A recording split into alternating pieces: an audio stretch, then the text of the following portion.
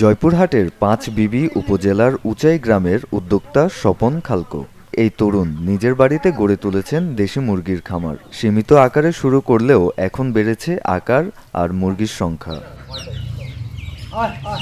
আমি শুরু করি ২৫০টা মুরগি নিয়ে, সেটা ধাপে ধাপে এখন পর্যায়ক্রমিক অনেকগুলো মুরগি হয়ে গিয়েছে। ভালো লাগার জায়গাটা কাজ করে যে নিজেও যেমন আমি রেভিনিউ জেনারেটিং করতে পারছি, পাশাপাশি হচ্ছে এখানে কয়েকটা ছেলের এবং একজন মেয়েও রয়েছে, তারাও কিন্তু এখানে কাজের একটা সুযোগ পাচ্ছে, ফলে তারাও কিন্তু একটা ইনকাম করছে।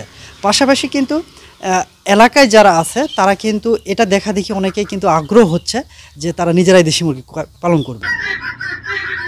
স্বল্প পুঁজি ও নামমাত্র শ্রমে বেশি লাভ হওয়ায় অনেক বেকার যুবক এখন আগ্রহী হচ্ছেন দেশি মুরগি পালনে।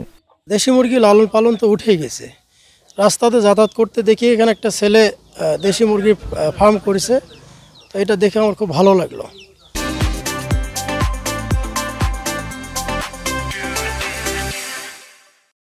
তো দেশি মুরগি ডিম বা মাংসের স্বাদ তো আমরা পাই না, আমরাও চেষ্টা করতেছি এটা করব আর কি।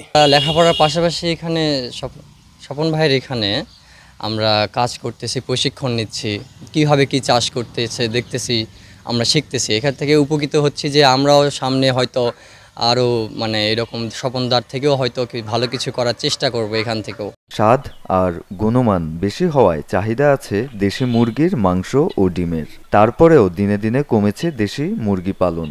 তাই দেশি মুরগি পালন করে নিজের স্বাবলম্বী হওয়ার পাশাপাশি ভোক্তার চাহিদা মেটাতেও কাজ করছেন উদ্যোক্তারা।